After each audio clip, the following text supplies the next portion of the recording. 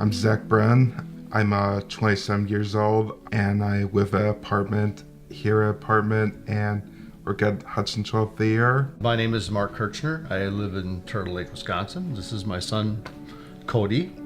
He currently lives in Rice Lake, Wisconsin. He is employed 3 days a week at Barron County Cheese and Barron, and when he's off work, they do various activities here around the community. I'm Lindsay. I am 24 years old. I grew up in Baldwin, Woodville, and I went to college at River Falls. And right now I live here in this apartment with my boyfriend. Hi, I'm Michelle Tatnan. I live in Hammond, Wisconsin. This is my daughter, Alexis Olson. Also, I'm her legal guardian, her advocate, her job coach, and her main support system. My name is James Peterson. I'm going to CVTC, or Chippewa Valley Technical College. I'm from Hudson, Wisconsin, and I grew up in a little hamlet outside called Holton. Currently, I'm working at the Student Central right down the way, or the scanning department, and I'm going to school for the entrepreneurship program. My name is Hannah Sloan, and I live in Bear, Wisconsin. I am 21. When you were younger, what types of dreams did you have for your future?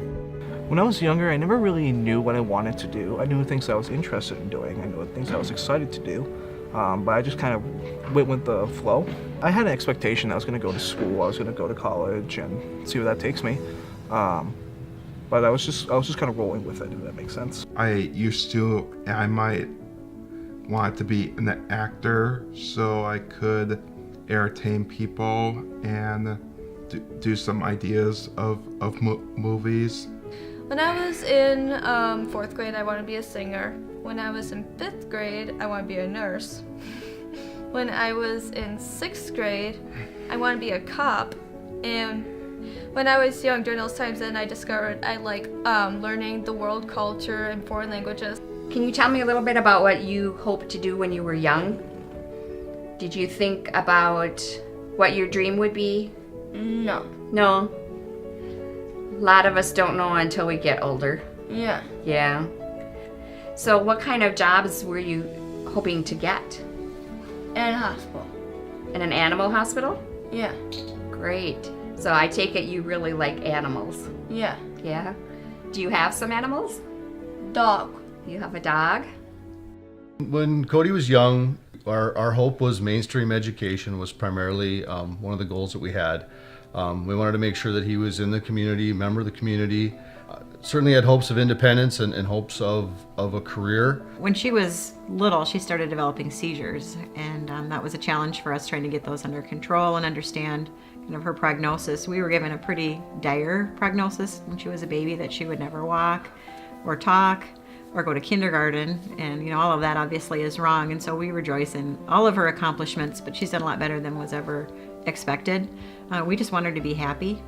That's always been our goal, and for Hannah, being happy means being involved in the community, having friends, feeling like she's making a contribution, and I think she's been successful in that. So Hannah, What other kinds of dreams do you have? What would you like to live on your own someday, or what would you like to do?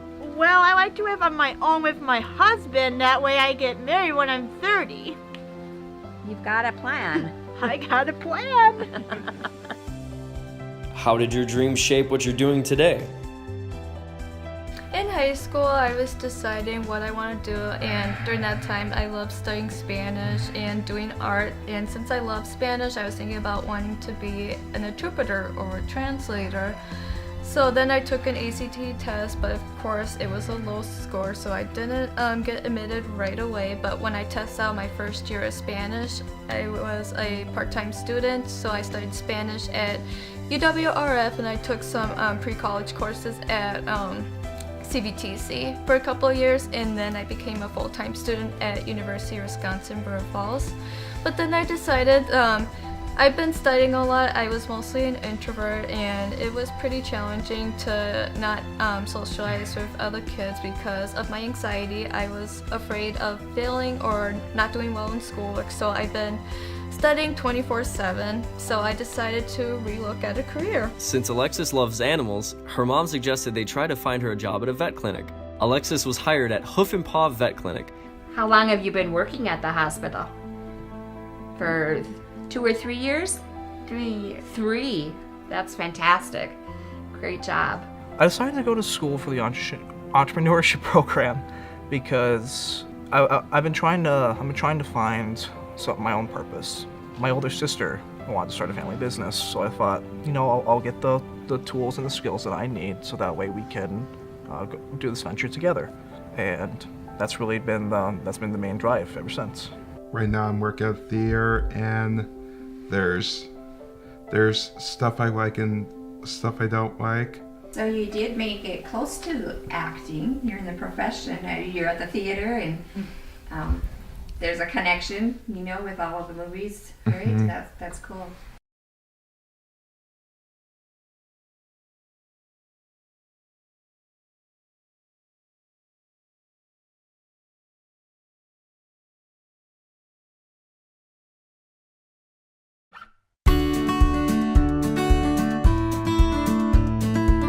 What were school years like for you and or your child? School was very good. He did, he early childhood through 12th grade in Clayton. Was a good school district.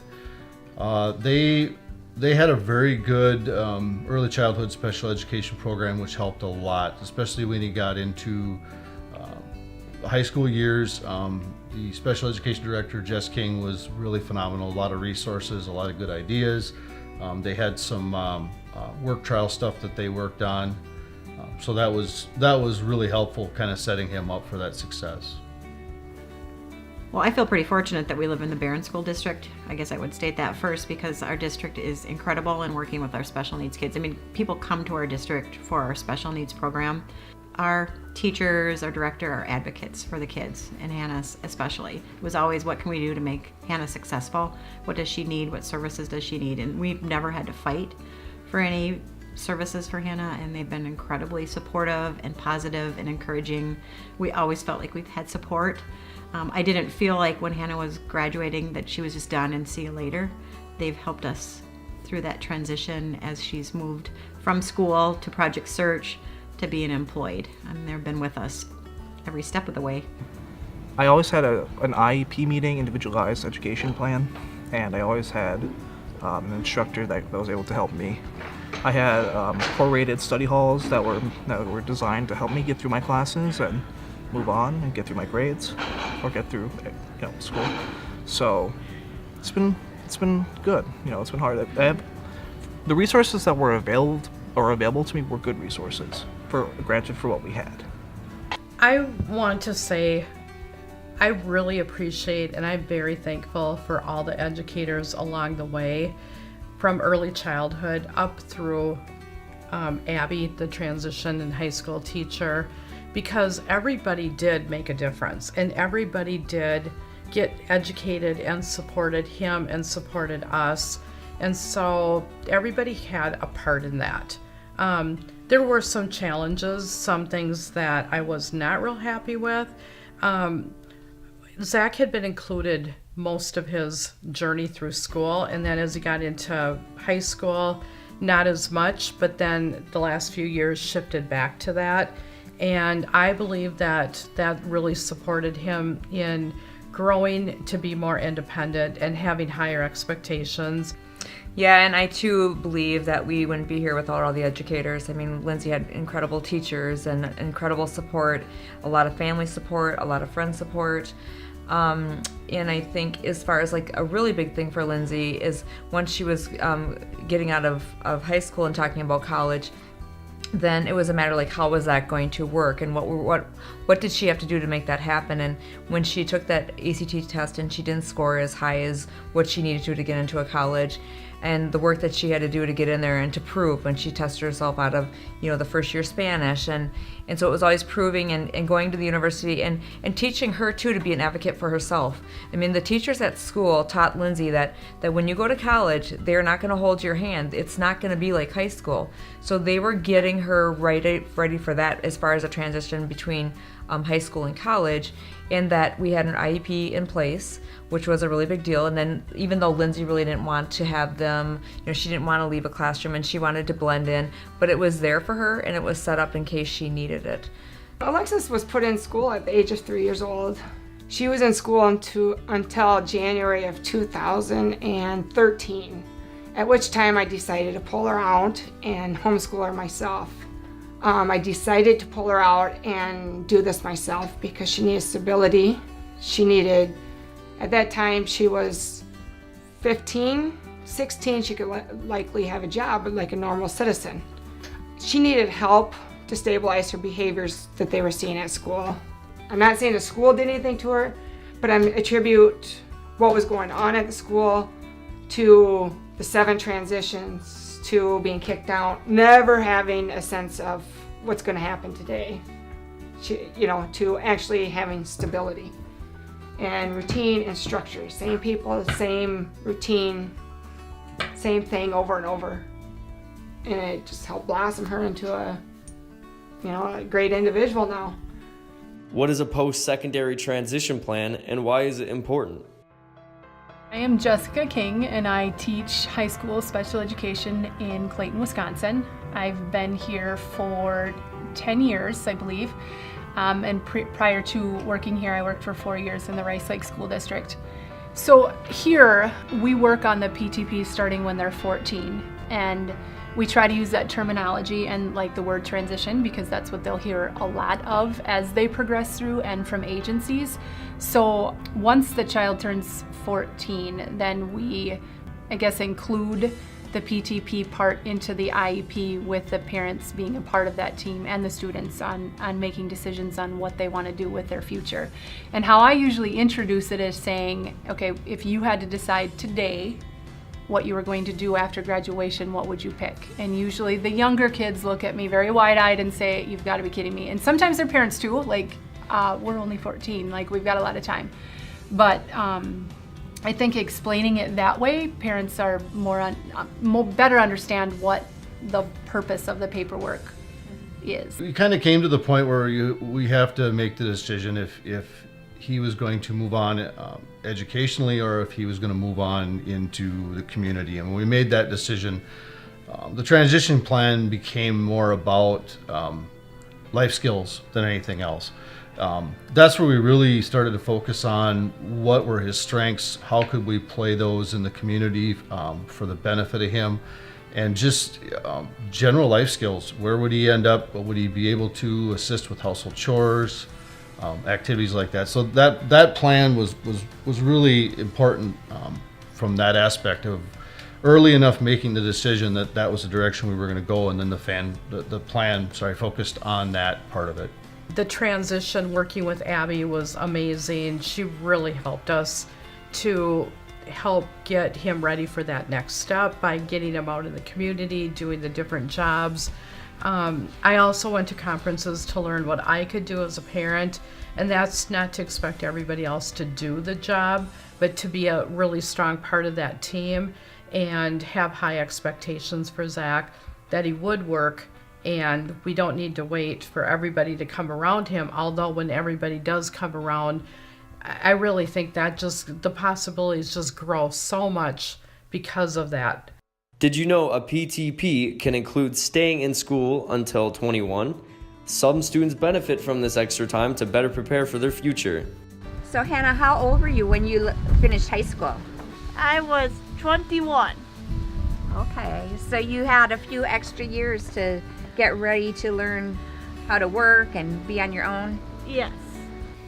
Transitioning from school to work is a scary thing, especially when you're the parent, because schools are there. That's been something for her to do, so that's a scary thing. So I guess we were in favor all along of having her have more experience, the 3 more years of help, but those 3 years have been incredibly helpful in seeing her mature and giving her the additional skills and being involved in Project Search, which is an incredibly great program. We were never encouraged to have her be done at 18. I would not encourage that at all for any kid with special needs. If you can stay for the 3 years, I would say do that. It only helps you. You're going to be out in the world and you want to be as ready for that as you can be, and those 3 extra years are really great in transition in terms of teaching vocational kind of skills and employability. She wouldn't have had that if she would have left when she was 18. Well, the other thing about Hannah in school is Hannah's life. She wanted to go to school every single day, and she was a pulse beat at the whole school. You know, everybody would miss Hannah if she wasn't there. So it was a big, big part of her life. So to end that at 18 would not have been good. He stayed in high school till 21, and I would certainly not go back and change that. That really was a time to really define his skills once we kind of realized where he was best suited or best fit to potentially work. And we still kind of held onto that resource by doing that. So it definitely was, for us, it was the way to go. I was never made aware of like the staying until 21, and that certainly could have been helpful. You know, my grades had always dipped. I was never academically inclined. As hard as my teachers worked, and they worked incredibly hard in order to do what they could, I was not really. We weren't as informed as we could have been. What resources and programs helped with your transition planning? Off-site job trial opportunities that they had set up. He did some work at local gas station stocking product, stocking pop, labeling, pricing on stuff. He worked at a local greenhouse, especially in the spring when they were planting early. So that kind of helped us really focus on where his strong suits were and be able to understand, again, where we should focus. The school internally worked a lot on life skills, just even cleaning, folding laundry, following directions, and those abilities that he had were really critical. IRIS was a good resource when we got involved with them. They actually provided a lot more resources than just funding. DVR was phenomenal. He did go through a couple counselors with DVR. They really did a good job. They brought in an employment service that we got involved with. They pounded the pavement. He tried multiple job trials. They were all good. You know, that kind of was the core team. Is when DVR got it and IRIS got involved with the school and everything, it really took off. Then that was a good team through high school for all that.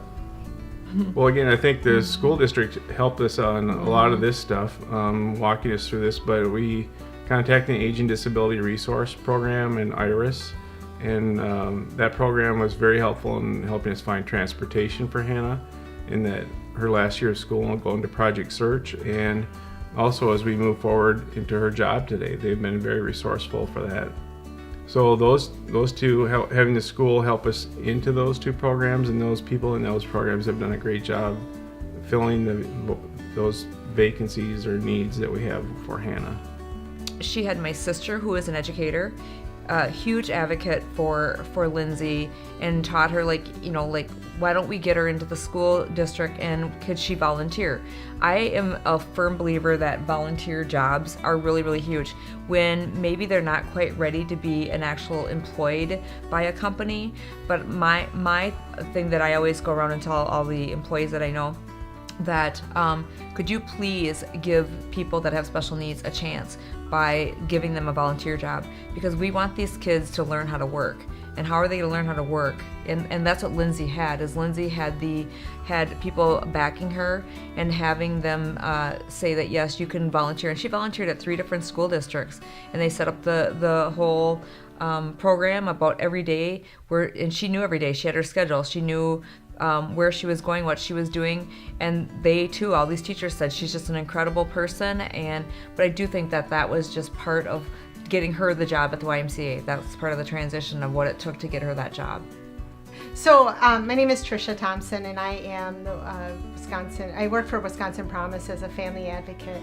So the very first time that I came to the house and I met Alexis, and we started, it's just part of the process is to have a conversation and develop rapport, and we started talking about some of the challenges she had experienced in school and Mom had gone through, and to be honest, during the conversation my heart just kept sinking to the floor, because I kept thinking that's a lot to go through, and to pick yourself up and to be such a strong advocate for your child and not just give up.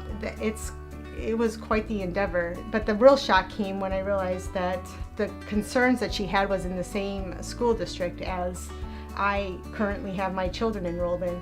And our experience has not been that way. It really hit me personally, that I just wanted to do what I could to be somebody who could listen to those families and perhaps make it a little bit easier for another family to not have to go through that. So I think that we connected right away, you know, and I really wanted to do everything in my power to support Alexis and her family. And you know, and then the other thing is that I found out that Alexis was working at Hoof and Paw, which is where I take my dogs and cats to the vet, and it made me feel even more proud to know that a place that I already had a connection with and loved was doing what they could to support Alexis and encourage her to be the best worker she could be in her, you know, to achieve her goals. So I feel like the entire story has come full circle, and it's been a great experience working with their family. You've heard about supports these families accessed. Many other resources are available to help you with the transition process and can vary in different parts of the state. The Wisconsin Promise program ended September 2018. Check with your local school or local ADRC to find out what is available to you.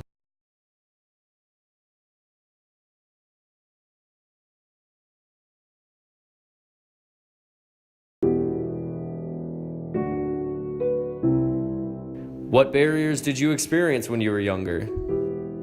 School years were really tough for me because I didn't have friends while growing up. I was completely ignored and bullied. So when I was young, like, we wanted like a Circle of Friends program, but in high school that never happened, so it was really hard. Through elementary school, I felt like we had a really good program as far as like friendship groups, and Lindsay going down to the resource room and bringing a friend. I think the thing that I would hope for districts is to not forget that just because it's middle school and high school, they still need support, especially somebody that has autism. Lindsay really suffered from having no friends, and that really, really did bother her.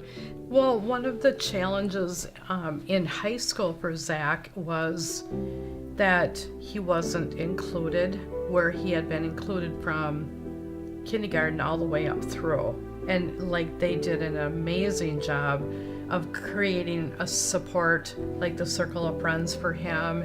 And I just think of all those different supports along the way. He had really good teachers, really nice teachers, kind people. But inclusion was important to him. That had been his upbringing in his education. And yes, maybe he can't do history at the level that other people are doing history. But when it comes down to it, if we ask Zach any question about the U.S. history, he probably can answer it just as much or better than the typical person. The largest problem that has encompassed my school career is kind of tied between obviously my hearing, because it's being able to being able to hear the teachers and being able to communicate well with the teachers. And I mean, I always had a deaf and hard of hearing teacher available to me. I mean, I'd always had one available for me for years and years, so that was always nice. The main issue for me was, I think, depression. You know, it runs in my family on both sides, and I didn't cope well, and I had poor coping mechanisms, and I think that's the reason why I almost failed high school. I just didn't do well. Cody's nonverbal, so that really probably was the largest barrier. It kind of changed how we looked at his employment possibilities, about maybe being in an environment where there would be a lot of people. You know, he may not be able to communicate if someone needed assistance or things of that nature. Transportation is a huge issue. How do we get Hannah to Project Search? How do we get her to her job today? How do we get her to anywhere she needs to go? Transportation is a very big thing. I think our biggest barrier is transportation. We don't have any sort of city transportation here. We hear about resources like call your local churches and get involved with I think the last one we heard Interfaith something, which is church-based related, and we constantly get we can't do that, or they get charged a crazy amount of money for that service. And actually with Cody, when we originally began the work at Barron County Cheese, because he lives close to here, so it's roughly a 25-minute drive, we were looking at him paying $55 to go to work. That's more than he would have made in wages. And it made me sick to my stomach to think, if this is going to be a dictator of whether or not this kid gets to work, there's something wrong with our system. Some of the barriers you have is the turnover of employees, the turnover of the job coaching. One thing that's pretty well known is anybody with special needs, you have to have consistency. And the turnovers aren't good. You know, new people coming through the door constantly, a different change. That's not beneficial to anybody with special needs. We've seen behaviors because of that. I think another barrier is just the mindset in the community of who makes a good employee. There are many employers that are awesome about looking outside of the traditional box of who can I hire for my job. I think with today's market, with the need for good employees and need for reliable employees and hardworking people, it's becoming better for special needs people because I think they have to look more at other people. But there are still employers who don't see them as an asset and see them as more of a liability and what I might have to do to help make it work for them. I can tell you Hannah will probably be one of the most reliable, hardworking people that Kwik Trip will have because she's so thankful to have that job and is so happy to have a job. What advice can you give others experiencing similar barriers?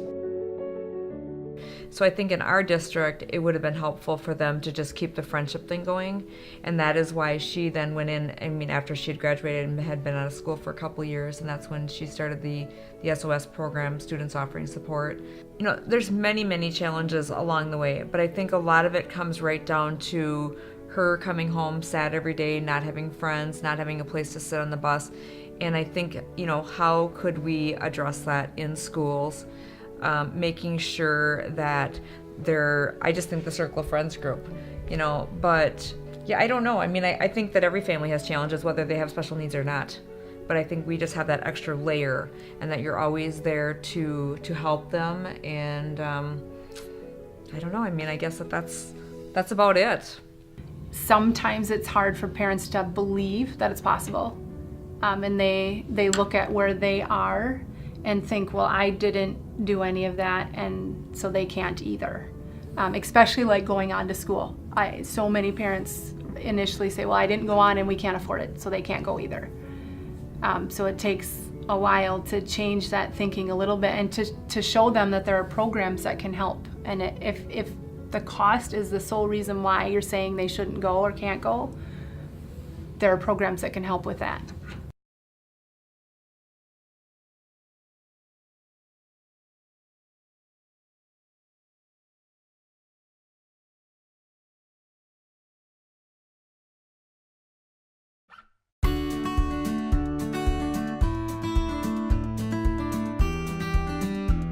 What are some of your successes? Moving out of the house and living here on my own is good to show that I'm independent, that I can accomplish anything. I was told from, I'd say everybody from a social worker to a teacher to a counselor to her psychiatrist to my family that when I chose to homeschool her, I was going to fail. Once I made that decision and brought her home to homeschool her, she lost 60 pounds in 3 months. Her behaviors went from hitting and kicking and throwing her brothers to the ground to we could go to church. But I have days, obviously, where I don't want to admit that I have success, and that's hard to navigate, but overall, I'm living on my own. Well, I'm living with a roommate, but I'm living on my own. I have my own car. I've been going to school.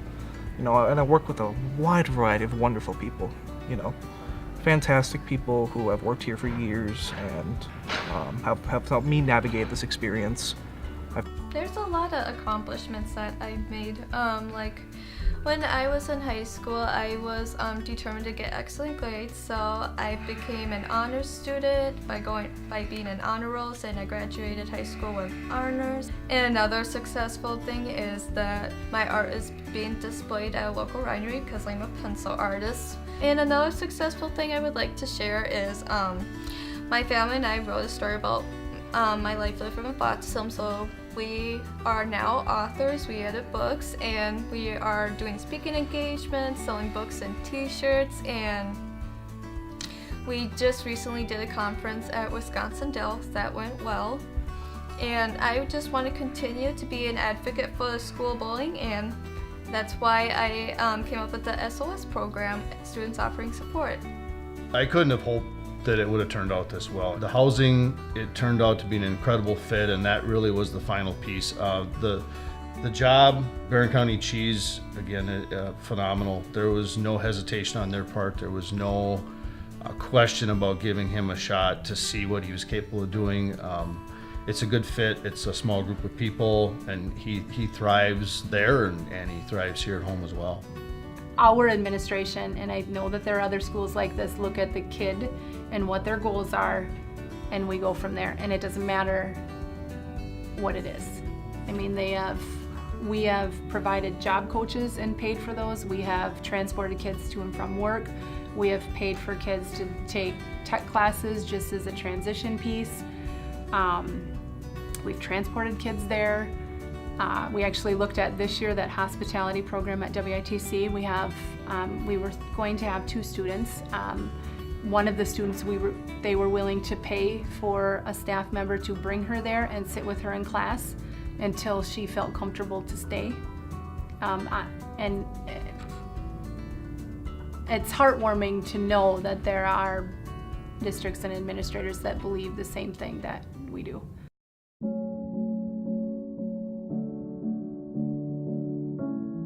My name is Dr. Amy Prochnow. I'm a veterinarian at Hoof and Paw Vet Clinic in Menominee, Wisconsin. So we were just contacted by the agency to see if we had any positions or jobs for someone like Alexis to help us out at all.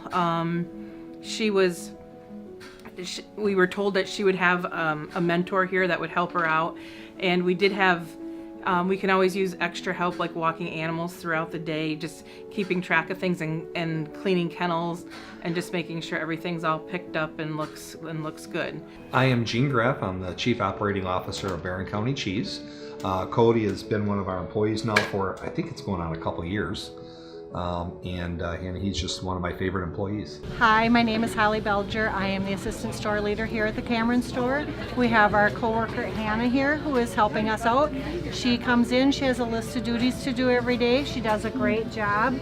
We call her our Miss Congeniality. We gave her an award when we first opened. She's our guest service coordinator here. She takes care of all of our guests when she's here, and she's happy always, makes everybody's day great. Do they have a job coach? What is the experience like? He's had a couple different job coaches, but he's so self-sufficient. They just pretty much tell him where to go, and he goes and he does his thing after he learns it. I am Christine Anderson, and I am a skills trainer with Innovative Services. I am a job coach that comes in and assists Hannah with any needs that she needs. She does a pretty good job, so I'm mostly just double checking work, and she does a great job. So I feel like Alexis has never been afraid of animals. She was always willing right away to jump in, but she's definitely got her, she has herself more into a routine. We don't have to tell them what to do anymore. She just comes in and does her job. Why should employers hire people with disabilities? You know, at first I was concerned because we've had some other ones outside of Cody, and even with them we've always had good luck. First of all, I should say that it's never been such an uncomfortable situation where we weren't functional. But with Cody, from day one it was a blessing for us. It's not something that you get immediate gratification from. It's something that you just it's right. Especially when a team works out as good as it does with us with Cody. I would never doubt it for a second. They are a great addition to our team. We love having her. They are hardworking, at least our Hannah is. We have no problems with her. She's on time, she's ready to start, she's always happy and always hardworking. She's very dependable, reliable, hardworking. And she enjoys her job. I think that's what we like to see the most, is that she seems to want to come in. She does a lot of jobs that a lot of people don't like to do, and she doesn't complain, and she, like I said, she just gets right down to it and does them. Self-advocacy is a huge struggle, and that could just be for my own self-confidence, but I think a lot of young people share the same issues. But what I've found is that the struggle of not getting the resources you need is worse than going out of your comfort zone and asking for help.